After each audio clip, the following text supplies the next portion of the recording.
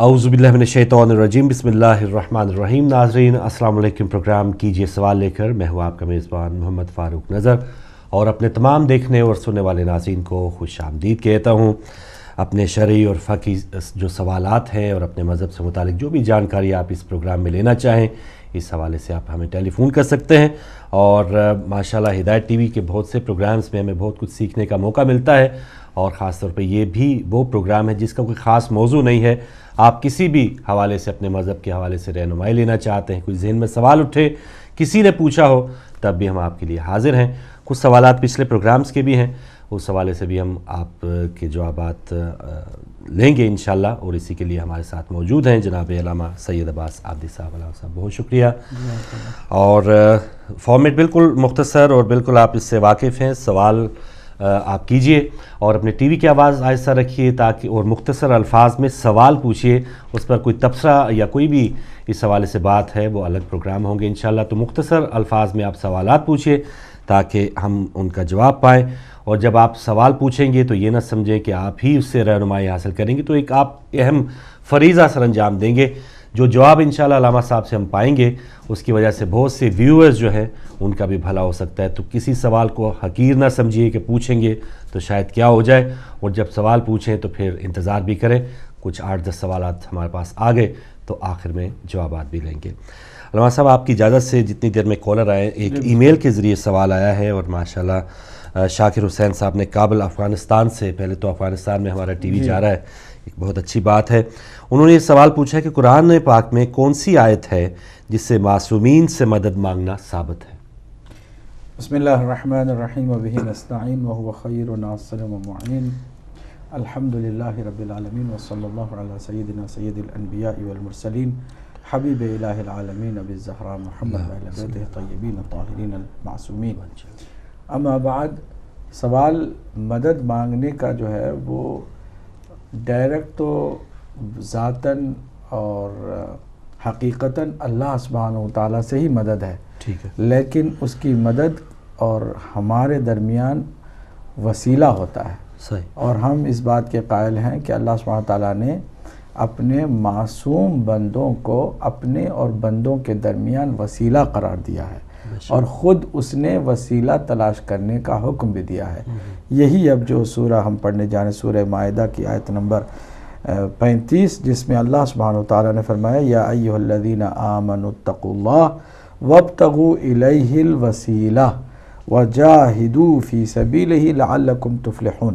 اے ایمان والو، اللہ کا تقوی اختیار کرو اور اللہ کی جانب وسیلہ تلاش کرو۔ سبحان اللہ، یعنی بغیر وسیلے کے تم اللہ تک پہنچ نہیں سکتے ہو۔ ٹھیک ہے، وجاہدوا فی سبیلہ، اور اس کی راہ میں جہاد کرو، لعلکم تفلحون، تاکہ تم فلاح پا سکو۔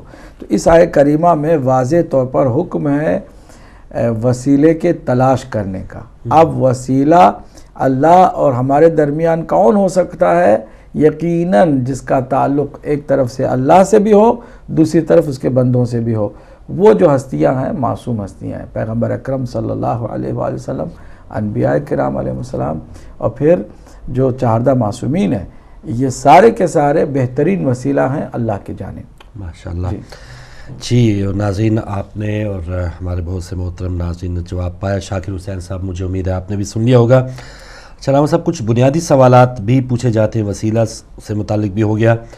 یہ سوالات تو ہمیشہ پوچھے جاتے ہیں کہ ہم ماتم کیوں کرتے ہیں، گریبان پھاڑنا، چاک کرنا، یہ اسلام میں منع ہے۔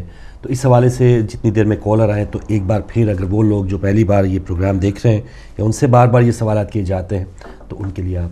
جی، بسم اللہ الرحمن الرحیم۔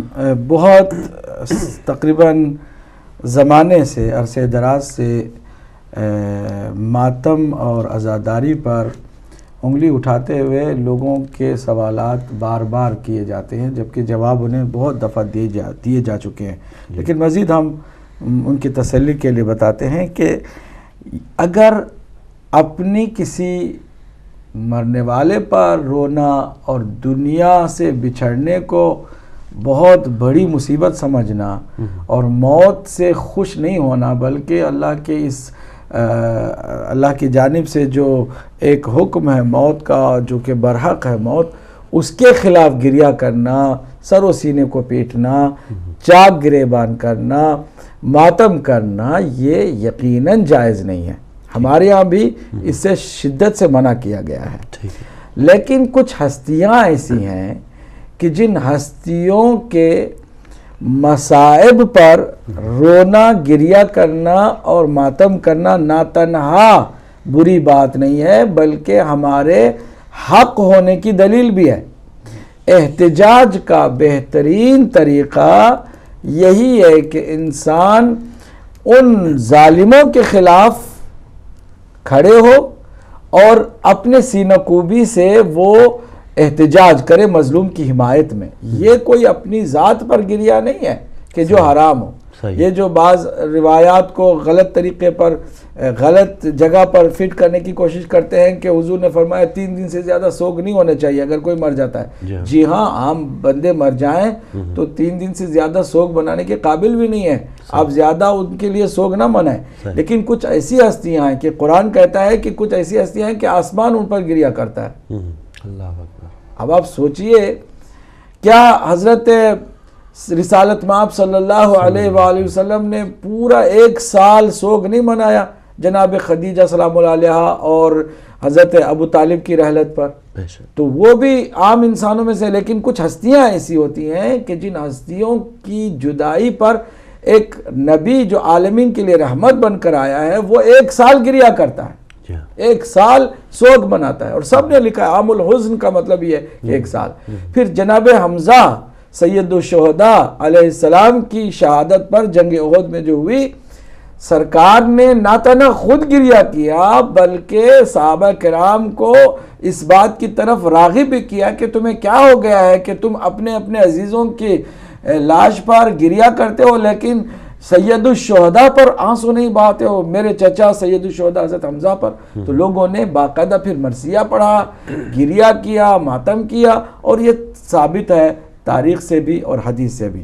اور جناب سیدہ سلام اللہ علیہا جب تک زندہ تھیں وہ سرکار کی قبر پر جاتی اور گریہ کرتی. تو یہ گریہ کا جو تعلق ہے سنت انبیاء ہے اور اس میں کسی طرح کی کوئی ایسی بات نہیں ہے.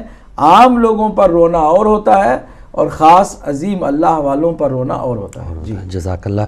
لیجیے کالز کا سلسلہ شروع کرتے ہیں، دیکھتے ہیں ہمارے ساتھ کون ہے. السلام علیکم. جی السلام علیکم. چلیں آپ سے اگلے کالر کو شامل کرنے کی کوشش کریں گے. ناظرین اب ٹیلی فون نمبر آپ کی اسکرین پر آ چکا اور کوشش ہوگی کہ آپ جو بھی سوالات پوچھنا چاہتے ہیں اکٹھے آ کے سوال پوچھ لیں اور پھر آخر میں انشاءاللہ جوابات کی طرف چلیں گے. السلام علیکم. وعلیکم السلام جناب محترم جی فاروق صاحب. جی ہمارے ساتھ خادم حسین صاحب ہیں اور علامہ صاحب کو اور تمام سننے والوں کو مؤدبانہ سلام. وعلیکم السلام. سوال یہ ہے کہ خلاق عالم رب متعال نے سورہ شورا میں جی اور سورہ سوات میں اور سورہ ابراہیم میں جی شیطان کی غلطی پر اس کو کہا کہ نکل جا میرے دربار سے، فخر جو منہا ٹھیک ہے انک رجیم. لیکن یہاں تک اس کو نہیں چھوڑا بلکہ یہ کہا کہ لعنتی علی یوم الدین. اور اس کے بعد جو دوسرا قرآن کی آیت کا سورہ ہود میں رب متعال نے ذکر کیا ہے کہ جناب صالح کی ناکہ جو تھی وہ اس کو ناقۃ اللہ کہا گیا ہے. اس کی بے حرمتی کرنے پر اس شخص کی کو سزا نہیں ملی کہ جس نے اس کو بے حرمتی کی بلکہ پورے قوم کو عذاب سے ختم کر دیا گیا. تو اب جناب امیر المومنین علی ابن ابی طالب اور جناب فاطمہ سلام اللہ علیہا کہ اس کیٹیگری میں نہیں آتے کہ وہ علماء جو اعتدال کے قائل ہیں وہ اپنے حدود سے تجاوز کر رہے ہیں کہ جہاں پر قرآن مجید فرقان حمید میں 3 مرتبہ آیا ہے کہ لن تجد علی سنت اللہ تبدیلا، کہ اللہ کے قوانین میں تغیر و تبدل نہیں ہو سکتا.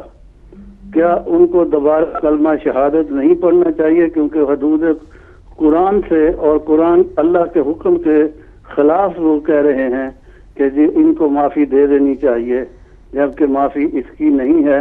اور آخری ایک چھوٹی سی بات کہ پاکستان کا کانسٹیٹیوشن جو ہے اس کا آرٹیکل 298 میں بھی عدالت کو یہ اختیار نہیں ہے کہ اس کو معاف کر دے، بلکہ عدالت کو بھی اس کو سزا دینی پڑتی ہے کہ جو کنفیشن کر لے۔ جزاکم اللہ خیرن، جزا فی امان اللہ۔ ٹھیک ہے، بہت شکریہ خادم حسین صاحب مانچسٹر سے۔ میں آپ چاہوں گا شامل کہ ہوئے۔ جواب ابھی ان سے؟ کا ابھی جی، سے دے بسم دیا اللہ۔ جائے، کیونکہ پچھلی بار بھی ہماری غیر موجودگی میں انہوں نے ایسی بات کہی کہ جو پہلے تو یہ اخلاقی طور پہ جائز نہیں ہے کہ جو شخصیت نہیں ہے کسی اور پروگرام میں ہاں، اور وہ ان کا پروگرام ذکر میں جا کرنا، یہ کر تو کے ایک خود یہ ایک غیر اخلاقی حرکت ہے، جی اور میں ان کو احترام کرتا ہوں، بزرگ ہیں، جی لیکن اس کا مطلب یہ نہیں ہے کہ ہدایت ٹی وی کی آزادی کا ناجائز فائدہ اٹھایا جائے۔ اور جب ہم کسی پروگرام میں نہ ہوں، آج وہ آئے ہیں مؤدب اور بہت باادب طریقے سے گفتگو انہوں نے کی ہے، ہم ان کی قدر کرتے ہیں، لیکن جب ہم نہ ہوں کسی اور پروگرام میں جا کر کے اور ایسے الفاظ کا استعمال کرنا کہ جو کسی بھی مومن کے لیے مناسب نہیں ہے، چاہے کہ خادم حسین صاحب جیسی شخصیت کے لیے مناسب ہو۔ ان کے جواب میں یہ عرض کروں کہ نہ انہوں نے میرے جواب کو صحیح معنوں میں سمجھا، ٹھیک ہے، نہ اس سمجھ کے بعد اعتدال کو انہوں نے سمجھا، لفظ اعتدال کو جس کا میں نے بار بار ذکر کیا ہے، صحیح، نہ اس بات کو کہ جو بات یہ کہہ رہے ہیں اس کے ساتھ کوئی ایسی نسبت ثابت کرنے کی کوشش کی جو نہیں ثابت ہوئی۔ ٹھیک، بات اصل میں یہ ہے کہ شیطان کا مسئلہ ڈیفرنٹ ہے۔ اس شیطان میں بھی آپ اعتدال کو دیکھیں گے کہ اللہ نے جہاں اسے لعنت، جیسا کہ انہوں نے بتایا، اللہ نے لعنت اس پر نازل کی، اللہ نے اس کو بزم ملائکہ سے نکال دیا، وہیں اللہ نے اسے سزا جلا کر کے جہنم میں ڈال کے نہیں دی، بلکہ اس کو مہلت بھی دی۔ یہ لمبی مہلت اللہ نے کیوں دی پھر؟ یہ ابھی تک شیطان ہے کہ نہیں ہے، اور وہ اللہ کے خلاف ہی کام کر رہے ہیں نا، اس کے باوجود اللہ نے کیوں مہلت دی شیطان کو خود؟ تو وہ جو واقعہ بتا رہے شیطان کا، اس واقعے کے اندر بھی میری اس بات کی تصدیق ہوتی ہے کہ جو میں نے اعتدال کی بات کی۔ جہاں تک یہ کہ سیدۃ نساء العالمین اور مولا علی علیہ السلام کی توہین کا تعلق ہے، اگر کوئی براہ راست توہین کرے تو وہ واجب القتل ہے۔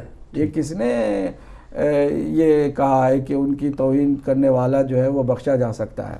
وہ تو واجب القتل ہے۔ صحیح، لیکن یہ دیکھنا ہے کہ جس طرح سے وہ بات ہوئی کہ ایک چینل نے ایک قصیدے کو، منقبت کو غلط ماحول کے اندر، غلط سیناریو میں، غلط منظر کے ساتھ اس قصیدے کو چلایا، منقبت کو چلایا، اور اس کے ساتھ ڈانس وغیرہ ہوئی، جو کہ نہایت ہی بالکل ہی غیر ایمانی، غیر انسانی عمل تھا، جو قابل مذمت ہے۔ سب نے مذمت کی، ہم بھی مذمت کرتے ہیں، اس میں کوئی شک نہیں ہے، لیکن ان کی زبان سے سیدہ کی شان میں کوئی گستاخی نہیں نکلی، یا مولا امیر المومنین کی شان میں کوئی گستاخی نہیں نکلی۔ اگر نکلتی واجب القتل ہو جاتے۔ لیکن وہ جو حرکت ہوئی، اگر کسی نے کہا کہ میں نے فرض کرے انجانے میں یہ حرکت کی ہے یا میں نے کوئی گناہ کیا، اور میں اللہ سے اور پیغمبر سے اور اہل بیت سے میں معافی بھی چاہتا ہوں، تو بات اصل میں یہ ہے کہ چاہے وہ دل سے نہ کہہ رہا ہو، ٹھیک ہے، کیا ہم اس بات کو لے کر کے جلاؤ گھراؤ، توڑو پھوڑو، یہ کرو وہ کرو، جتنے جیو میں رہنے والے ہیں سب کو ہم جو ہے نا وہ کافر سمجھ لیں، سب کو جو ہے سزا کے قابل سمجھ لیں؟ یہ افراط ہے، یہ شدت پسندی ہے۔ جبکہ ہم خادم حسین صاحب ہمیشہ مظلوموں کی بھی بات کرتے ہیں، ان کو بھی بات اچھی طرح سے معلوم ہے کہ اہل بیت اطہار نے کبھی شدت پسندی سے کام نہیں لیا۔ ابن ملجم کو جو کہ مولا کے سر پہ ضربت لگا چکا ہے، اس کو بھی لایا گیا ہے، تو مولا نے کہا کہ اس کی رسیاں زیادہ کسی ہوئی، اس کو ذرا ڈھیلا کرو، اس کو سانس لینے کا موقع دو، اس کو پیاسا ہے پانی پلاؤ۔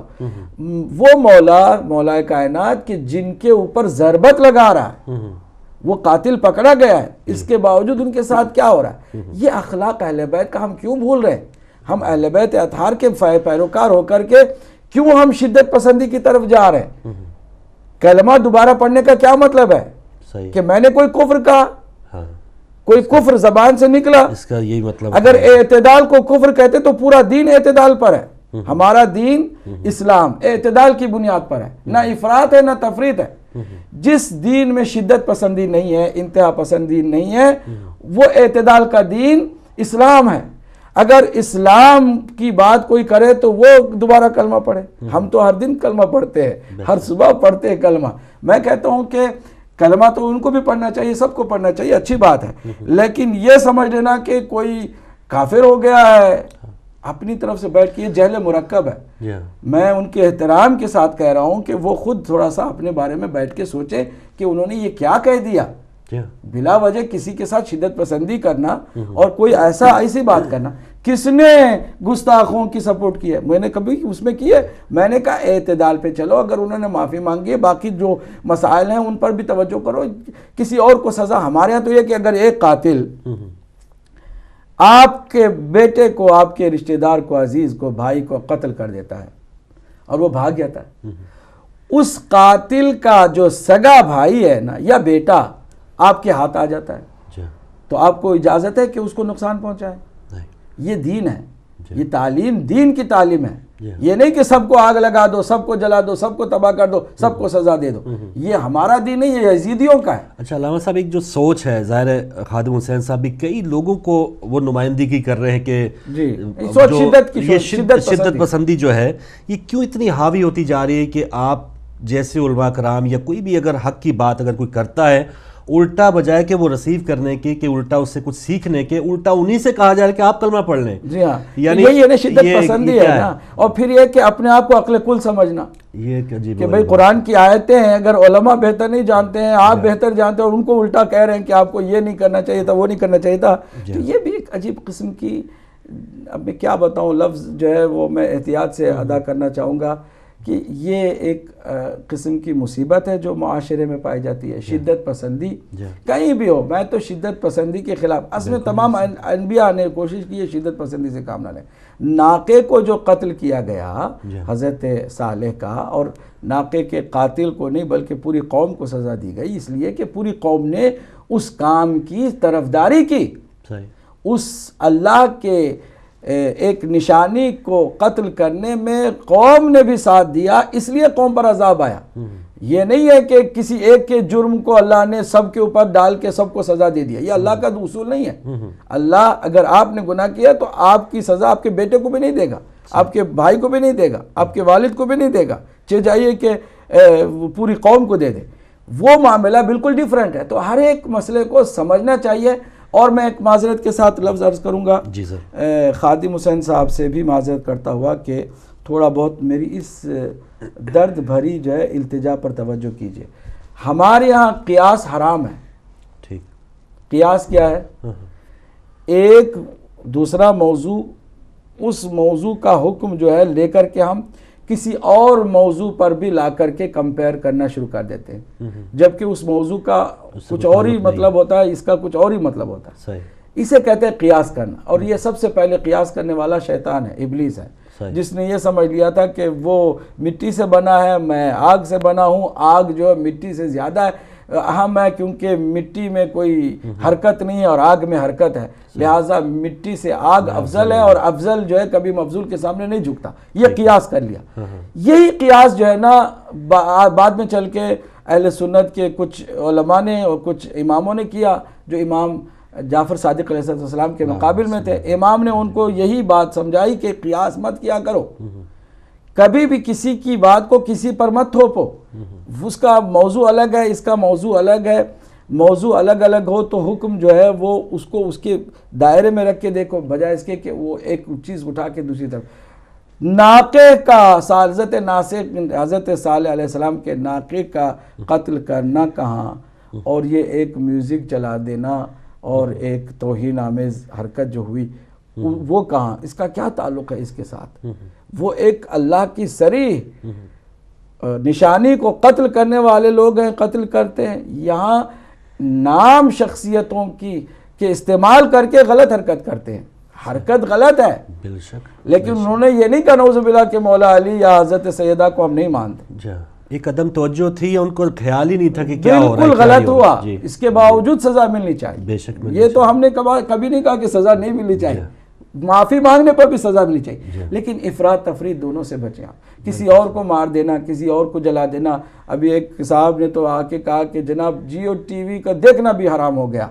یہ اپنی طرف سے بابا کیا ہو گیا، کیوں اب چھوٹی چھوٹی بات پہ نکاح ٹوٹ جاتا ہے، چھوٹی چھوٹی بات پہ جو ہے وہ شدت پسندی میں اس حد تک آپ چلے جاتے ہیں، وہ ہوا یقیناً توہین ہے، سزا بھی ملنی چاہیے، میں تو کنڈم بھی کرتا رہا ہوں، سزا بھی ان کو ملنی چاہیے، لیکن اس کا مطلب یہ نہیں ہے کہ آپ جو ہے وہ تلوار ننگی نکال کے سب کو جو ہے گلے کاٹتے چلے جائیں، اور یہاں تک کہ مجھ جیسا طالب علم اعتدال کی بات کرے اس کو بھی دوبارہ کلمہ پڑھنا پڑ جائے، یہ تو عجیب و غریب بات ہے۔ چلیں ذرا تفصیل سے جواب آ گیا ناظرین، اور بہت شکریہ خادم حسین صاحب، آپ کا بھی، دیگر ناظرین کی کالز کا بھی انتظار رہے گا، لیکن اب وقت ہوا جا رہا ہے چھوٹی سی بریک کا، بریک کے بعد واپس آتے ہیں۔